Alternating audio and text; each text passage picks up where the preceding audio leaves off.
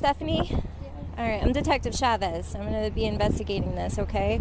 I'm going to be out to talk to you a little bit, but Genxr, what we're going to do is we're going to go down to the police station, okay? So it's a little more private, it's warmer, and that way we can talk about what happened, okay? All right. You want her down there now? Yeah.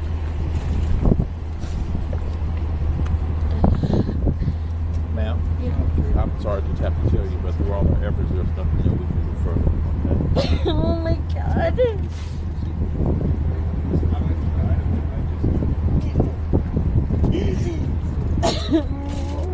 you guys have time? Just call him now.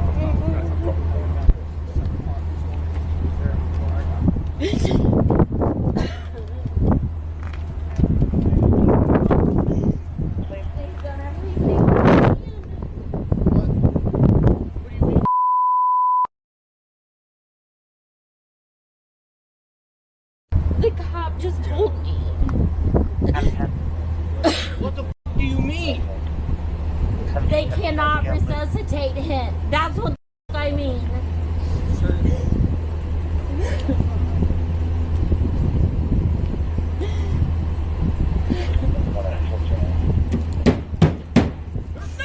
no way!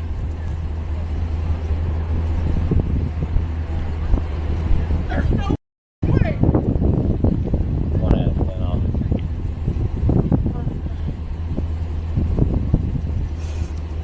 I've been telling you and the DCFS that he needed to be seen. You guys are putting all your business out in front of everybody. That his behavior was not normal.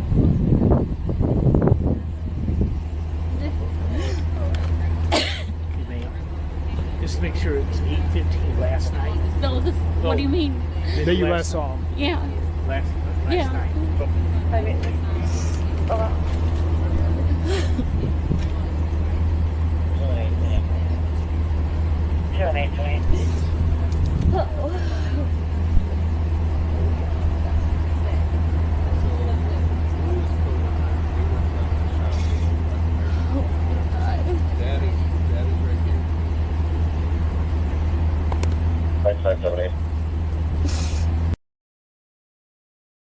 The body cam footage you just witnessed is shocking and unsettling, but the story behind this footage is like a real-life horror film.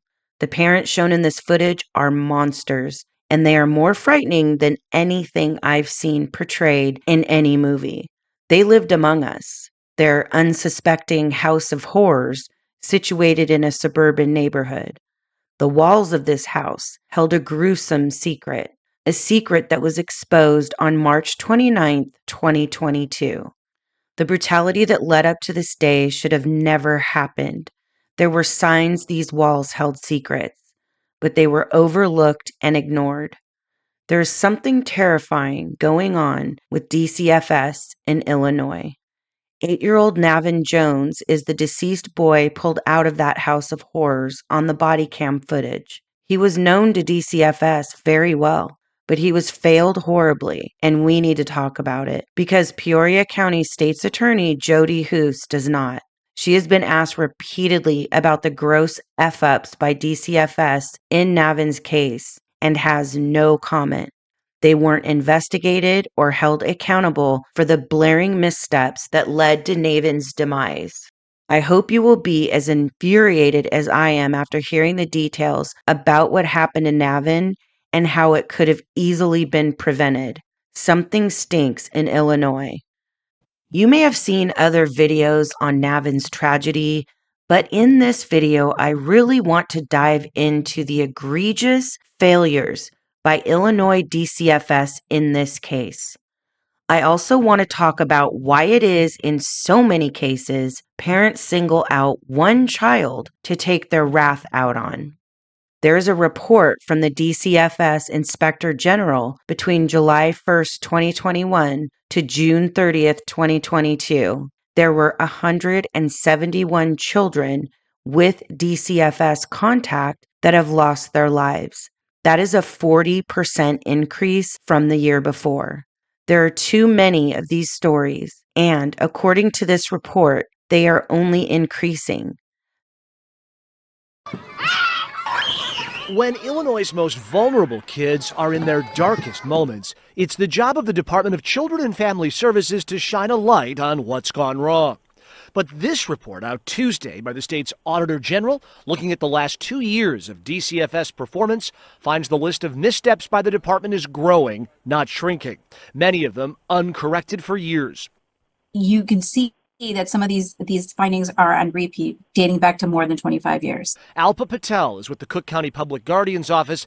DCFS accepted recommendations for improving behavior outlined by the auditor. It's great that you acknowledge that there's an issue, but again, what is going to change between this audit report and the one that's going to come out 2 years from now? New outrage tonight over DCFS and children dying in the agency's care. Illinois Republicans calling for emergency legislative hearings with DCFS leadership after another high-profile case involving a 6-year-old who died. Natalie is back with more. Natalie. Time and time again, legislators and governors have called for change in DCFS, the agency facing decades of youth dying in their care, director turnover, and a lack of accountability.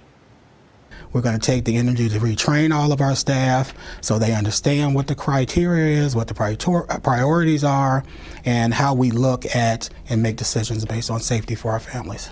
That was DCFS Director Mark Smith in 2019 after the high-profile deaths of 4 children, AJ Friend, Jahir Gibbons, Tanaja Barnes, and Samaje Crosby, under the agency's care. I've been working to try and rectify the problems with DCFS ever since AJ Friend was murdered by his parents after DCFS failed him.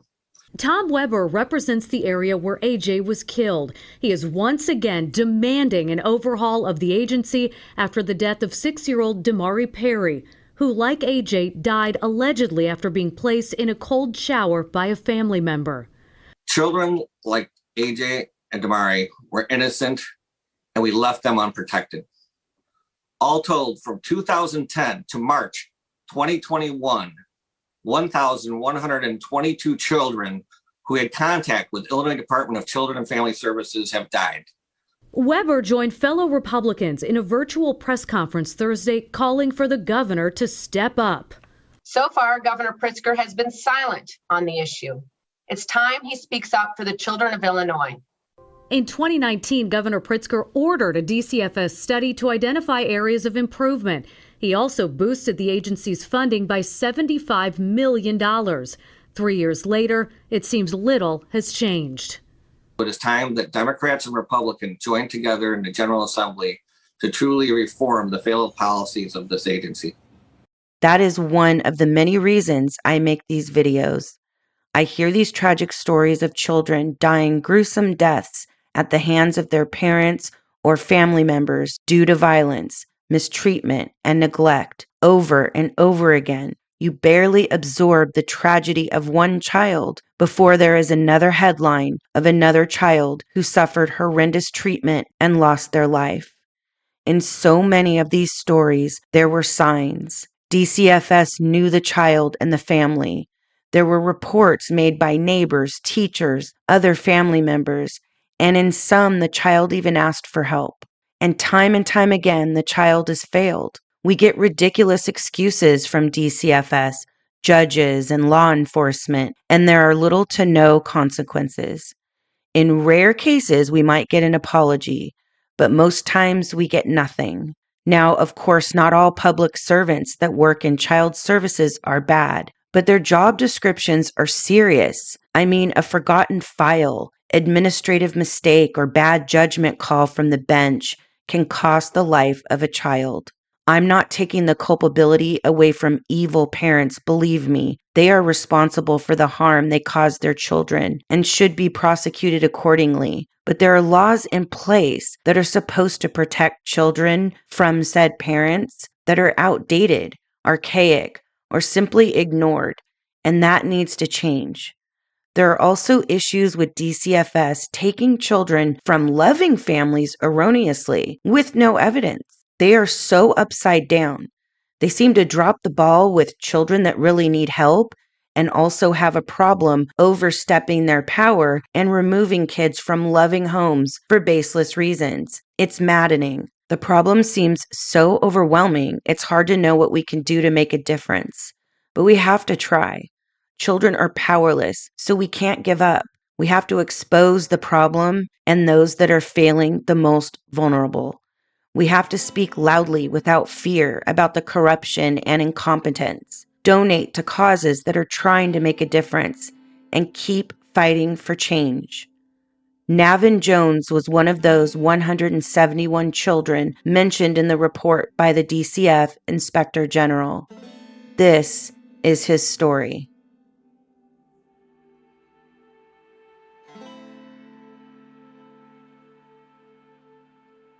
Navin Alexander Jones was born December 27, 2013 in Peoria, Illinois, to Stephanie Jones and Brandon Walker. Stephanie and Brandon were not married but lived together as a couple. What's so heart-wrenching about this case is I can't tell you what Navin loved to do, his favorite things, or much about him at all. He was robbed of his childhood. He was alive only 8 short years. He never lived, really. He was only alive. His obituary says Navin was a sweet, loving boy with a great smile who was full of personality and always happy. I think whoever wrote this tried, but the always happy part, I beg to differ. Little Navin's first breaths were already tainted with suffering at the hands of his mother, Stephanie. He was born addicted to substances she used. Because of that, Navin and his brother were taken into DCFS custody. At some point, he must have been given back to Stephanie and Brandon. And I do have to say this.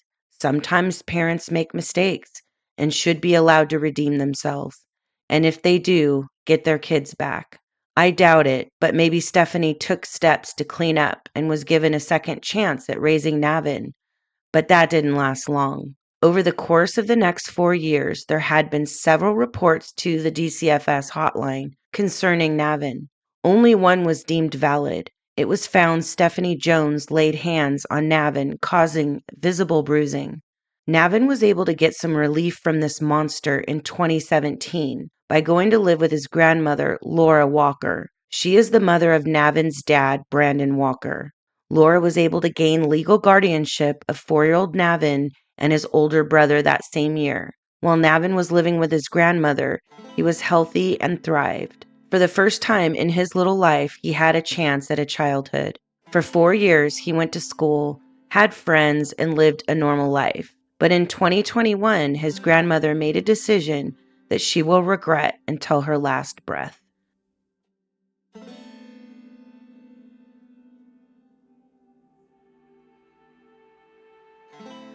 I honestly don't know what she was thinking, but she sent Navin and his brother back to Stephanie and Brandon.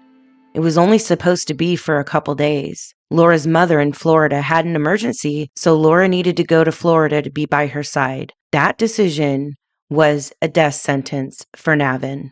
According to investigators in this case, Navin was the only child that endured horrific treatment at the hands of his parents.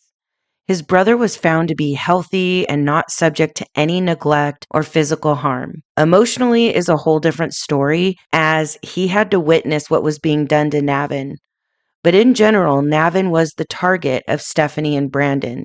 This is very common in cases like this, and I've always wondered why children like Navin are victims of what is called scapegoating. Parents that scapegoat may attack their child to release their pent-up frustrations and deep feelings of abandonment, toxic shame, or self-hatred. They might engage in splitting behaviors as well. They might pit one sibling against the other to create a camp of allies. Parents that split will also tend to see one child as good, the golden child, and another as bad, the scapegoat. This process of projection, shaming, and blaming serves to divert attention away from the rest of the family's mental and emotional problems via casting the targeted family member into the role of scapegoat. In many families where scapegoating occurs, the harm is mostly emotional. It can be physical as well, but in most cases, the child survives. But in cases like Navin's, the treatment ultimately leads to the death of the child. It's slow and insufferable. The suffering of the child makes the already sick and twisted parent feel power and control, offsetting their lack of self-worth and hatred. It can be generational. A child who grew up being treated this way may do the same to one of their children, and so on.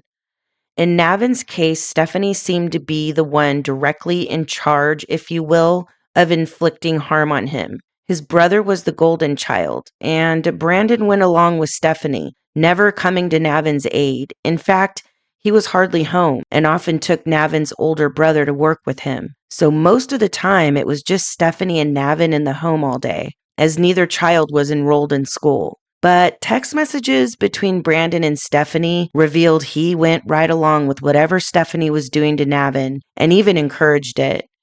These two were a match made in the depths of Hades. I like to try and understand some of the behaviors of these perpetrators. I think it's important to educate ourselves so we might recognize behaviors and signs to be aware of. So if we see some of these, we can act on it and possibly save a child.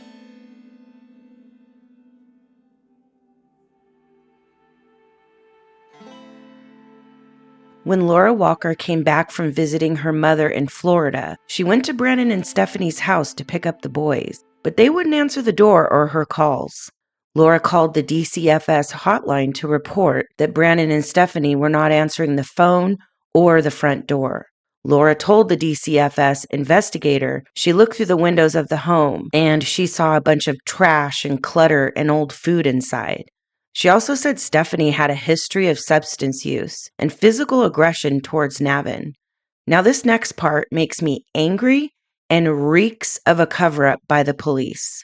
The same day Laura tried to pick up the boys, not only did she call the DCFS, she also called police for help. Police went to the house and left the children in the care of their parents. They made a report stating Laura did not want the boys. That's why they left them with Stephanie and Brandon. So let me get this straight.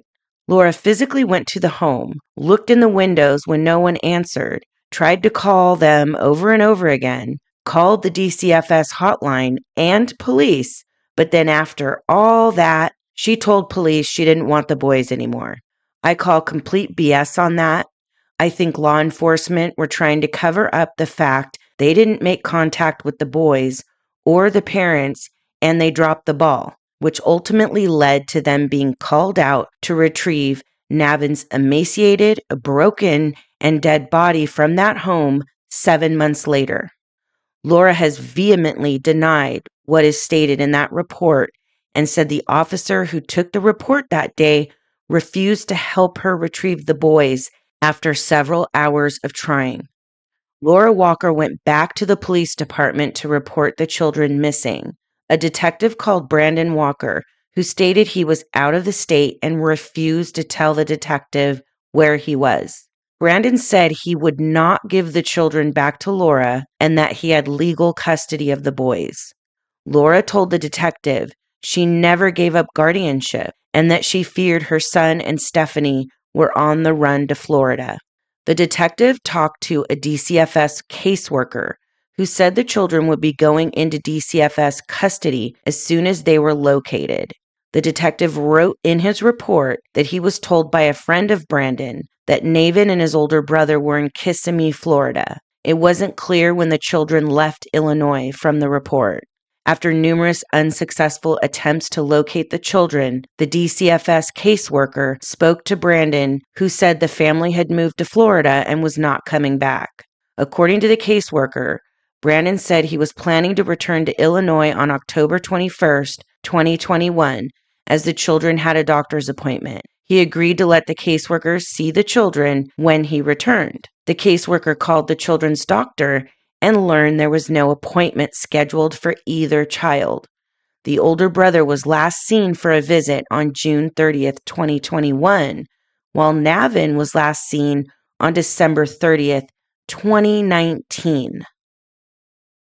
After all of that, DCFS determined the claim made on August 17th, 2021 by Laura that the parents' home was an unsafe environment was unfounded and closed the investigation, even though Laura could prove she was the legal guardian and Stephanie had a history with DCFS.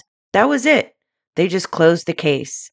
At some point between November of 2021 and February of 2022, Brandon and Stephanie brought the boys back to Illinois, and it wasn't long before an anonymous tip was called in to DCFS. It alleged that Navin had black eyes from falling down the stairs. He was locked in the basement when the mother didn't want to deal with him. Navin and his brother were not enrolled in school, and they were dirty. DCFS attempted several visits with the children over the next week, all of which were unsuccessful. Brandon was reached by phone and said the children were not enrolled in school because he and Stephanie did not have legal guardianship of them. So right there, he's lying and contradicting himself, because back in August, he told the detective he had legal custody of the boys. He said the family had come home from Florida in January and was not able to reestablish guardianship. DCFS was allowed to visit with Navin and his older brother. Both said they felt safe at the home and denied being harmed. Of course, the boys are going to say they'd rather stay with their parents. They were probably threatened with their lives if they didn't. Navin was observed to be sickly in appearance. The caseworker noted he was thin and small in stature. Both Navin and his parents said he ate regularly, but did not gain weight. He was seen by the caseworker eating a bag of popcorn during the visit. Having Navin eat popcorn in front of the caseworker, nice touch, Stephanie. The caseworker discussed Navin's health issues and said the parents should take him to a doctor. Brandon said they would like to take Navin to the doctor, but they did not have legal guardianship of him. The caseworker noticed Navin looked sickly, but didn't do anything further, even though these parents had no legal custody of these boys and a history with DCFS. Not only did she not do anything further, she put in her report, although Navin looked sickly, she thought the boys were safe and actually recommended the custody of the boys be changed from Laura Walker back to Brandon. Unbelievable. Did she happen to walk through the house at all and look at the boys' rooms? Because if she had, she would have seen the jail cell Navin was living in and might have rethought her decision. As if all of that wasn't bad enough, this caseworker convinced Laura Walker to sign over her guardianship of the boys so Navin could receive medical care. Laura was hesitant to do so, but did not want the red tape she was dealing with getting the boys back from Brandon and Stephanie to prevent Navin from getting the care he needed. She also thought since DCFS had visited the boys and seemed to be doing their due diligence, it was the right thing to do. So she signed the form and sent it back to DCFS. The ball was completely dropped by this caseworker, DCFS, and law enforcement. And because of that, Navin would be dead a month later.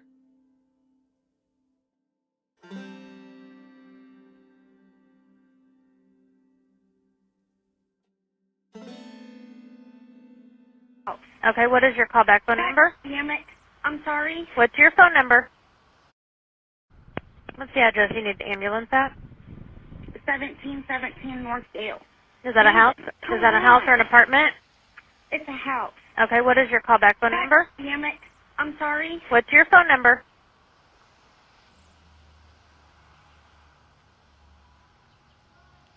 Tell me exactly what happened. My son, since I got him from his grandmother's after she threw him out, he's been doing a lot of really weird things, like drinking his own urine. He's pooped all over the house, smearing it everywhere. Sometimes he'll eat a whole bunch. Sometimes he doesn't want to eat at all. Okay. What's he doing today, ma'am? It's getting late, so I'm sorry. What's happened today? I went upstairs because I hadn't heard from him and found him unresponsive on the floor. Is he breathing? No. Okay. I am sending the paramedic. I CPR before I called you guys, and I can't get anything. Okay. Is there a defibrillator available? If so, send someone to get it now and tell me when you have it. I don't have one. Okay. I am sending the paramedics to help you now. Stand the line, and I'll tell you exactly what to do next. He is an adult. Is that correct? I'm sorry. How old is your son? 8. He's 8? Yes. Okay. Are you with him right now? Yes. Okay. I'm going to help you. I know you said you've tried CPR, but we're going to go through this, okay? Tell me when you're ready. What's your name? Ma'am, what's your name?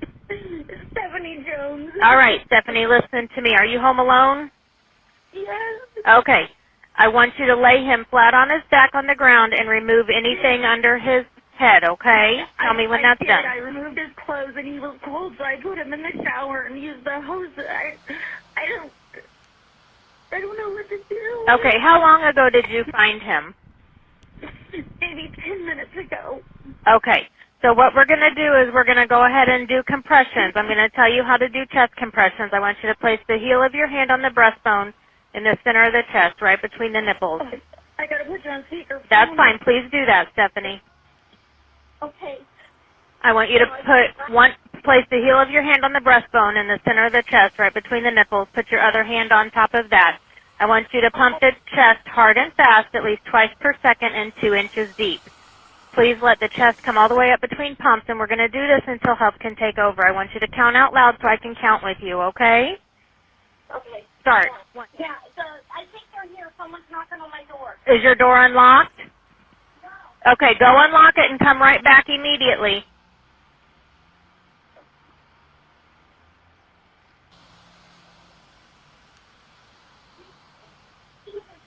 I haven't been up. And I found him upstairs. Okay, what's the home from? He's lived with his grandma for a really long time, and she threw him out. One thing that stands out to me about this call is that it takes Stephanie over a minute to tell the 911 operator that Navin is unconscious and not breathing. She spends the first minute berating him and blaming the grandmother for his behavior. Navin's behavior is the result of the unconscionable treatment from Stephanie and Brandon. It has absolutely nothing to do with his grandmother. Stephanie is more worried about covering her own ASS in this phone call than she is getting help for Navin. You can hear the 911 operator get frustrated with her and ask her why she called. Can you believe this monster disparaging a precious boy, her own son, like this at his death? This woman is vile. The only reason Stephanie is crying is because she's got to know what she's been doing to Navin is about to be found out. Any fake tears or crying from Stephanie is for herself, not for little Navin.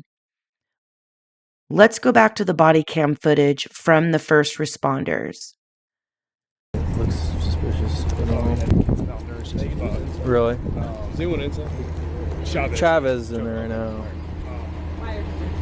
Okay. Way underweight. He's just scared. It was 56. Apparently they had some DCFS interaction. Turn up towards 1717 North Dale. Houghton Willis know a little bit more, but apparently there's a custody dispute right now. Like grandma dropped the kids off here at the biological parents. Yeah, she said, yeah, well. Adam 75 on Gale. Adam 75 on Gale. I guess he went with dad this morning at like 6:15 when dad was going to work. Mom's claiming 8:15 was the last time. But Last night. yeah. So Yeah, okay. The kids are out there. I haven't been able to get close enough to see if there's any parts. Okay.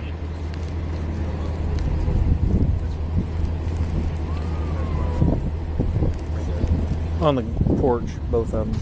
And she just made a comment about dad was all upset. She made a comment. I told him that his behavior was strange and that they needed to get him checked out or something. I was trying to keep this up with the parent. I'll be right back. You get out here.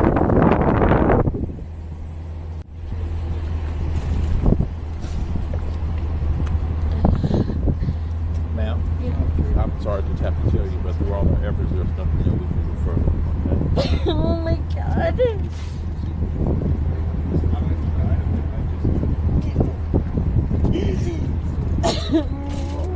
you guys have time? Just call him.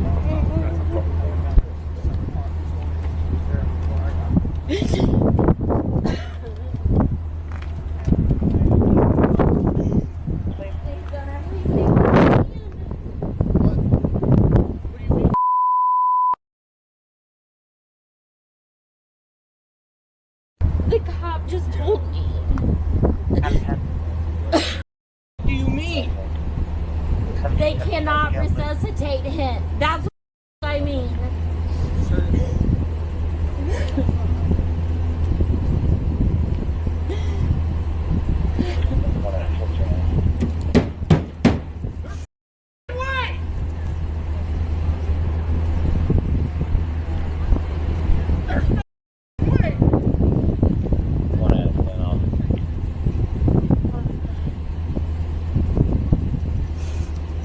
I've been telling you and the DCFS that he needed to be seen. You guys are putting all your business out in front of everybody. Okay? That his behavior was not normal.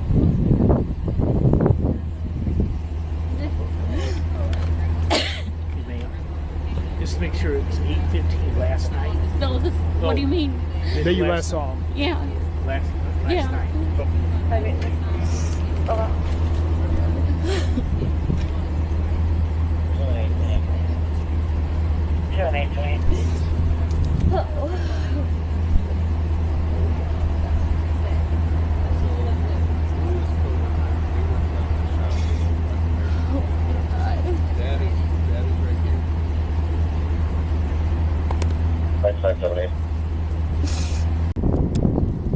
I'll try to reach her too. Okay. What's the coworker's name? Sorry, I already said it.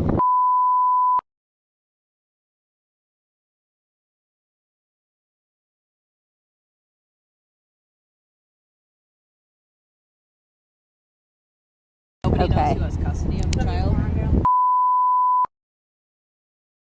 They don't. DCFS might, so I don't know. DCFS, because they just unfounded the most recent report, so, okay.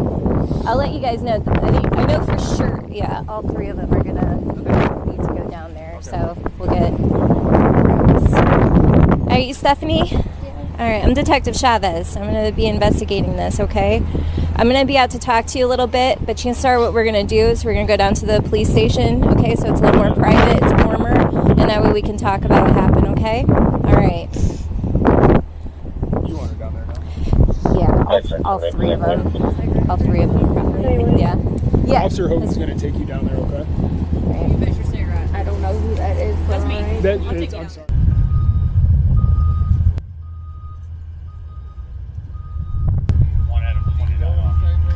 I don't. Sounds like they might transport. So pretty much just tell you kind of what's going to have to happen from here.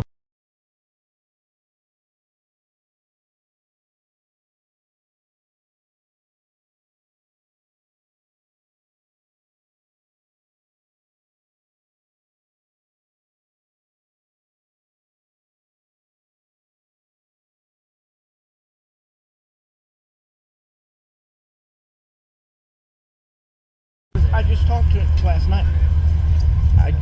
him last night.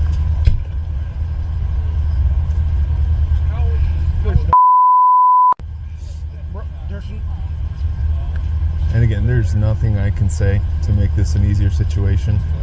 There's no fucking way. There's no fucking way, bro.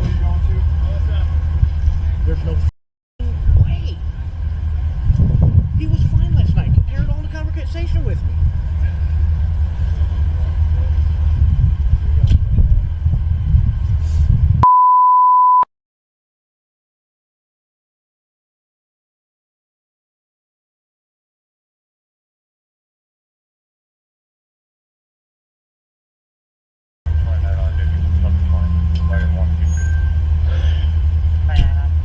Hello? I'm not home. I gotta go. I don't know. Fucking know. Do I have to leave now, you said? Well, here when things kind of get rolling, because the detectives are going to have to secure the house and make sure that we figure out what happened. I gotta go to the police station, I guess. They think, I guess, that from what the cops said, they think they got this. I don't know. They said they might have found his fault.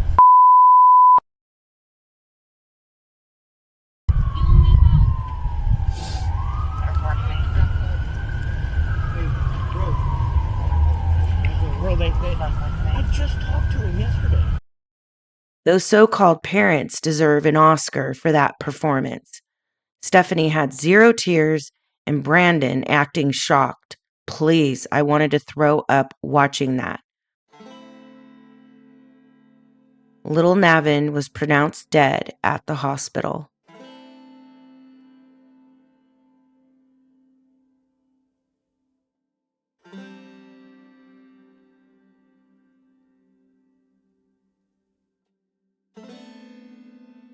The day after Navin's death, March 30th, 2022, Stephanie Jones and Brandon Walker were arrested.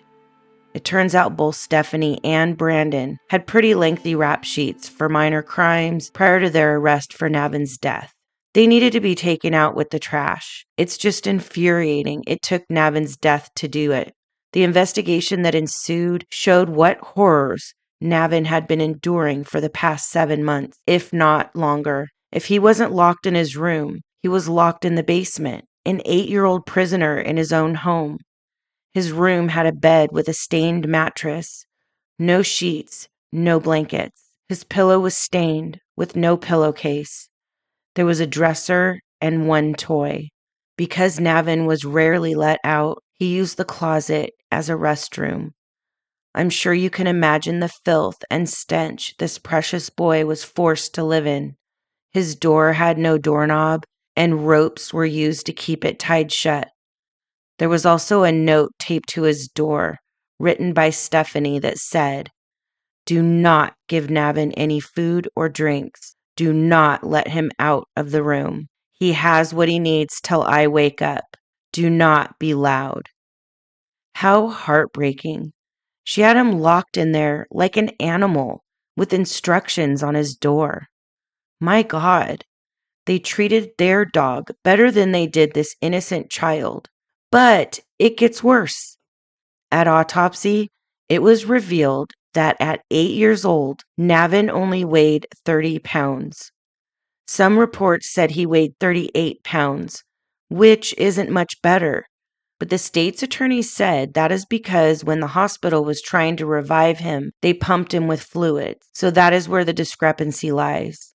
The autopsy also revealed many bones and wounds in the process of healing, but also ligature marks on his extremities. Let's not forget that DCFS saw Navin a month prior to this. It said in their report he looked sickly, but did nothing about it. Just advised they take him to a doctor and recommended custody go back to Brandon. There is no way that this woman did a proper inspection of the home. If she had, like I said before, she would have seen the jail cell Navin was living in. Before first responders arrived after the 911 call, Stephanie made no attempts to clean up Navin's room, remove the rope, or take the note off the door. So I can pretty much guarantee if that DCFS worker were to inspect the boys' bedrooms, she would have seen the filth Navin was living in. Also, if Navin weighed only 30 pounds at death, with, according to first responders, bones protruding and sunken in eyes, how sickly do you think he looked when DCFS saw him? The DCFS worker also stated on the stand at Brandon's trial that she has since had further clarification on her report. Really, lady? That's it? Not even an apology for your gross negligence? The following is an interesting press conference with the state's attorney, Jody Hoos. I mentioned her at the beginning of the video. In this press conference, she's great when talking about Stephanie and Brandon. She's no holds barred and wants them served the justice they deserve. But I noticed when asked about the failures of DCFS in Navin's case, she won't comment. This had me yelling at the screen. They want that buried. I firmly believe that. And it's unacceptable. One of the reporters who is asking questions has a stutter. Some of the comments on this press conference were unkind to him, and that really bothered me. I thought he was asking good questions for the most part and poking at her to speak on the DCFS failures. So I just wanted to give you guys a heads up. Be patient with him. He does struggle here and there with certain words. Thank you all for being here. Today, my office obtained first-degree murder indictments for Brandon Walker and Stephanie Jones, the parents of 8-year-old Navin Jones. In those indictments, we alleged brutal and heinous behavior in the death of Navin that make each of them eligible for a life sentence. As you are probably aware, pursuant to earlier court records, police were contacted March 29th regarding an 8-year-old not breathing. When police arrived, they found Navin unresponsive, emaciated, with sunken eyes. He weighed just 30 pounds. At the hospital, doctors later found ligature marks on both wrists. During the investigation, police observed the defendant's house to be well furnished, except for Navin's room. Inside Navin's bedroom, they found one toy, one dresser, and one bed that had no sheets, no mattress, and a pillow that didn't even have a pillowcase on it. There was a padlock on his closet door, and inside that closet was a horrific odor of urine and feces. The door to Navin's bedroom had no knob on it and had been tied shut with a string. There was a sign on the outside of his bedroom door that read, quote, "Do not give Navin any food or drinks. Do not let him out of the room. He has what he needs till I wake up." We assume that note was for his older brother. My office's review of those facts, as well as the discovery of additional shocking conduct by the defendants, led to the addition of the brutal and heinous counts that we added today through the grand jury. As well, we have filed a motion to increase both of their bonds that will be heard on Thursday when they're formally arraigned on the new charges. The shocking conduct that I'm referring to includes text messages between the defendants where they discuss locking Navin in his room, tying Navin up in the basement, beating Navin because he had urinated in his bedroom because he was unable to open the door to go to the bathroom. In the 911 call, the defendant, Jones, first complains about Navin before she even tells dispatcher that he's not breathing. It was later that year in 2021 when the defendants took Navin. With his parents, for the last 6 months of Navin's life, starved and imprisoned, all by the two people there to protect him. The defendants spent the last several weeks of Navin's life doing nothing for him. And I plan on spending the next several of mine bringing him justice. As I stated earlier, Thursday, the defendants will be up in court next for their arraignment on the new counts. Are there any questions? Yeah, Jody, first, you mentioned that this is brutal and heinous. You mentioned that this faces up to a life sentence. Does it, the age 2, also make it a virtual life sentence because of the fact that he was under the age of 13? And is this, if that is the case, what do you hope to gain by trying to do the brutal and heinous thing? We have seen many counts like that in the past. Is this more of a statement, or is this more of a way to try to punish them? Well, the facts call for the brutal and heinous. With regards to the victim's age, it's not a life sentence. It's normal first-degree murder is a 20 to 60-year range. Because of the victim's age, they would be eligible up to 100 years. But the brutal and heinous actually makes it a natural life in prison.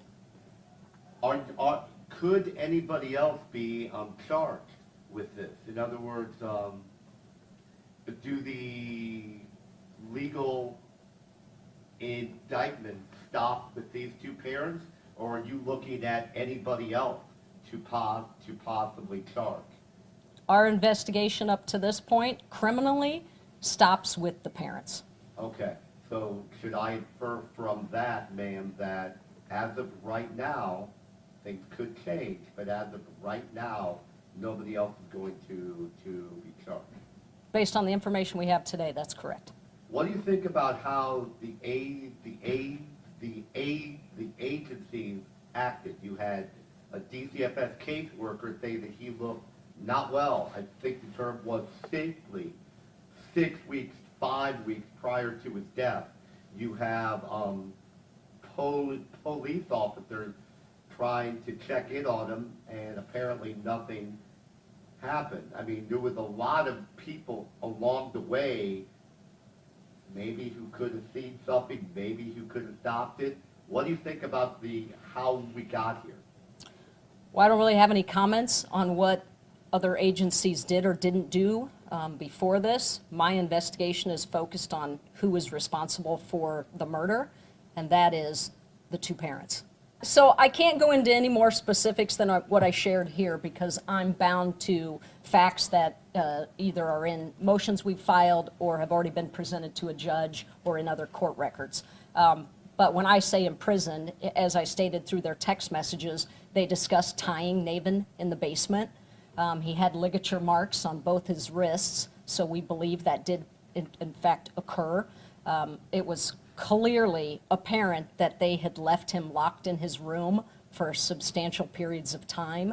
I mean, there was urine and feces in the closet. He had no doorknob. He couldn't get out of the room. The note on his door. So we believe not only was he imprisoned in his room, but he was imprisoned in a basement too, an unfinished basement, by the way. You mentioned the bed did not have a mattress on it. Did it have a box spring? I'm sorry, I'm sleeping on a thing of spring. If I said mattress, I misspoke. I meant it was a bed with no sheets or blanket and a pillow without a pillowcase. So I think I did say mattress, so thank you mattress. for clarifying that for Right? me. It was just a bare mattress. Yes, with a pillow with no pillowcase. Okay. Did you find any evidence as to why they favored Navin over the brother? No. Or favored the brother, excuse me. Yeah, sorry. Yeah. Yeah, I know what you meant. No, we didn't, which also makes this, hard to really understand and comprehend as to why you would do this to another person, let alone your own child. We know he could not get out of his bedroom. There was a string that the doorknob was off and a string went through it and appeared to have been tied outside. But we don't know if he was locked in the closet. There was a padlock on it for a reason. I don't know what that reason was. This poor child for the last several weeks of his life was just wasting away. And you could see it by the last day. Surely they were observing that for several days and weeks up until the end. And I don't know how somebody just watches that, especially their own child. And in the DCFS timeline, they were there maybe 2 or 3 weeks prior to his death. I believe that's right. Sometime in February, I think. And he or she, whoever the caseworker was, reported that, he looked sickly, that, why was something? I can't answer that. Yeah, I can't answer that. We have heard 2 weights. We have had 30 pounds from your office, and from Jamie, we heard 38. I get it. That's not much. The kids shouldn't have weighed that little. But just so that we're not getting it wrong, Yeah, what did you weigh? That's a good question. So the autopsy was 30 pounds, and our, one of the doctors that reviewed it thinks that he was pumped with a lot of fluids at the hospital when they were still doing resuscitative measures. And so the 38 is most likely the fluids that were pumped into him, but at autopsy he was 30 pounds. Okay. One of the things that DCFS timeline is that I just did a story talking to Grandma. The parents fought for this kid, sort of, kind of. They wouldn't let Grandma take him back, according to her and according to the DCFS timeline. Is there any indication from your text messages, or is there any indication from what you've heard when things started to go south? Was he treated this way from last fall on, or did this appear to be a relatively new thing in the last 3 to 4 months, 2 months, 6 weeks? What? Well, we believe he only had him from August. late summer, Right. early fall. So at most a several month window. Right, but do we know when the abuse and all that? We can't pinpoint it. According to the autopsy, as I stated, it was chronic and ongoing. The injuries that we observed, it wasn't just something that had occurred the day before or the week before, but we can't put an actual timeline of what date, other than it was ongoing. And it obviously takes a while for somebody to get to the stage that he was to eventually die. That doesn't happen overnight either. What went wrong? And I say that we are supposed to have people who are mandated reporters. People walk up and down the street. DCFS is supposed to check on this boy. The cops stopped by in 2 different agencies, checked up on him. They went to Florida. People supposedly looked there. What went wrong? And I understand that I get it. But there was many parts where the system broke down. And but for one of those weren't working, maybe this boy might still be with us. Well, I can't answer that. Is this a cautionary tale? I can't answer that. All I know is my office gets involved when, unfortunately, he was deceased, and we're going to do everything we can now at this point to bring justice to him. I do appreciate how tough Jody is in regards to Stephanie and Brandon, but the silence on the failures of DCFS is suspicious to me. Why won't she speak on this?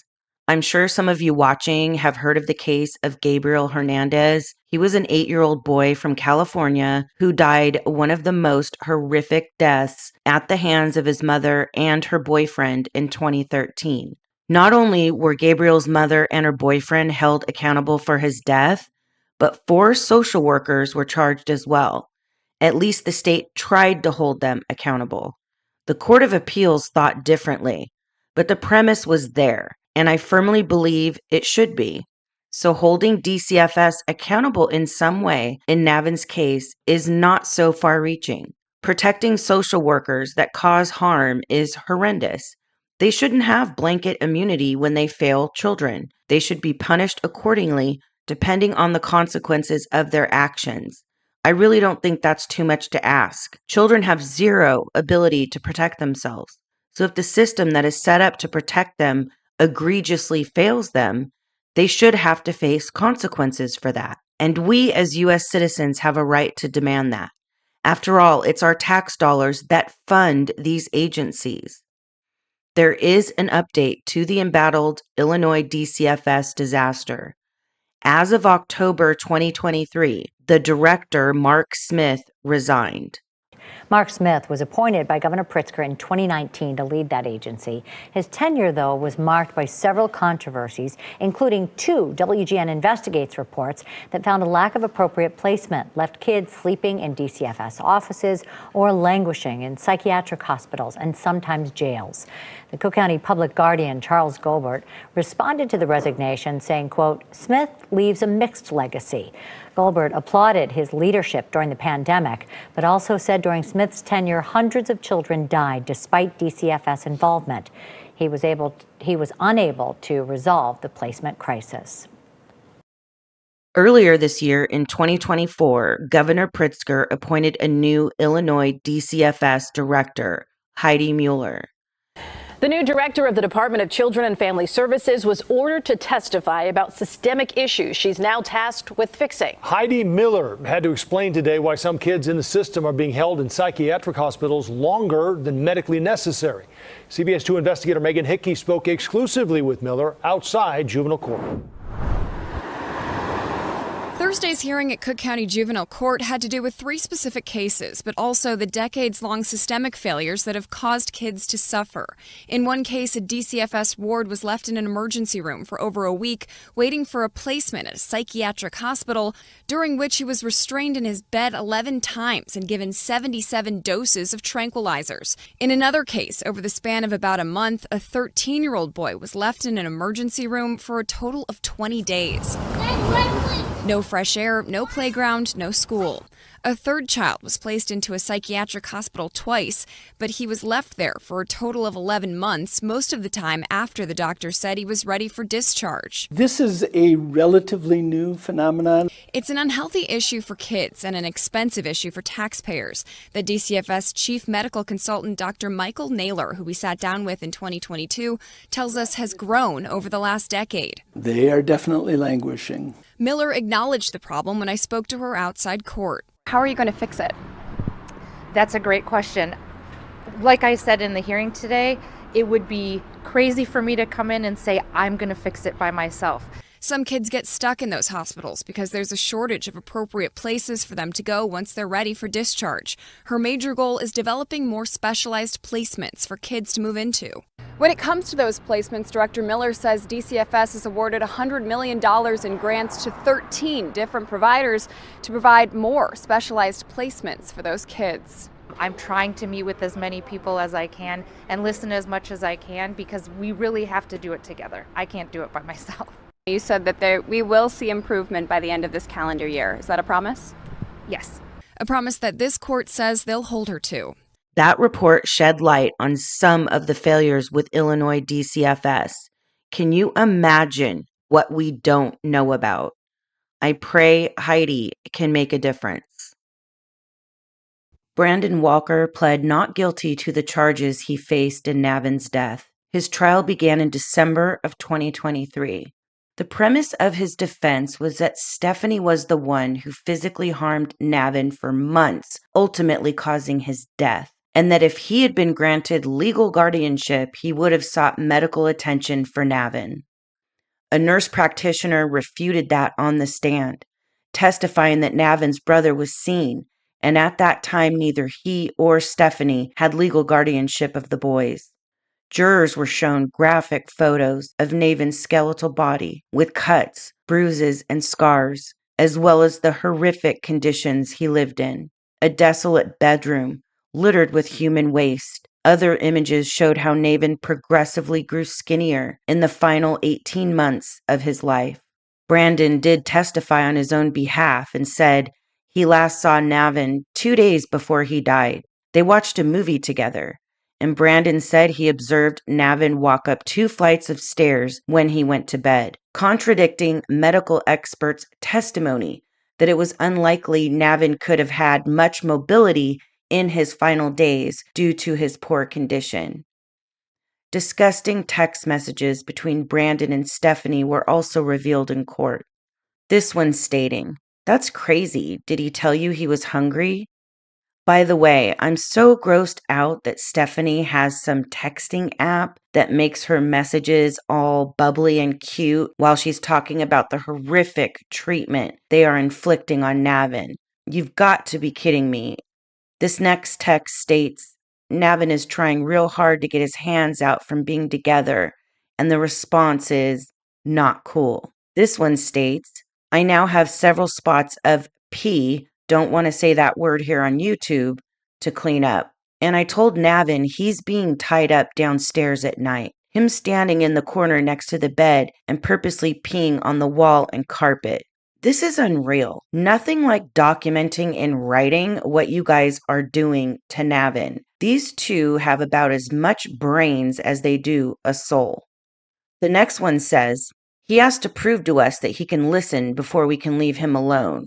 Here's what I was thinking. Either he can sleep downstairs and I'll let him up, or he can sleep and then it cuts off. Only snippets of these texts are available, but I'm sure you guys are getting the picture of the disgust they contain. This last one is vile. It's cut off at the top. It says, house, you can put him down there, and when I get up, I'll let him up. And Brandon replies, Either one is okay with me, you cute, furry lady. Please hold while I lose my... The jury took only 45 minutes to convict Brandon in Navin's death, and he was sentenced to life in prison. Stephanie pled guilty to the charges against her, so there was no trial for her. The judge just recently sentenced her to 100 years in prison. Stephanie tried to say her mental health issues are what caused her to treat Navin the way she did. The judge wasn't having it. In that I find that she's just a bald-faced liar, very disingenuous, especially here today. I find that her prospects of rehabilitation are pretty much zero. Navin's older brother was in court for Stephanie's sentencing. He wrote a victim impact statement that was read by an attorney. In it, he said, Brandon and Stephanie lied and said Laura Walker, their grandmother, had died and made him and his brother feel like they had done something wrong when they hadn't. He said his parents were the worst people he knew, and that Navin was the best brother he could ever ask for. He also said he blames himself for Navin's death. He feels horrible he didn't speak up, but he was scared. Can you guys believe these monsters told Navin and his brother their grandmother had died? Are you kidding me? The suffering didn't end with Navin. His brother will suffer for the rest of his life over what these demons did to him and his brother. I truly hope he finds love and all of the help he needs to carry on in this life. The thought of Navin being locked up alone, thinking the only person that ever loved him, his grandmother, was dead. He died alone, suffering, and heartbroken. No one heard his cries. No one came to save him. Rest in love, sweet Navin. You are soaring with the angels now. I wish I could have saved you. All I can do now is tell your story and expose the darkness. We will be your voice now.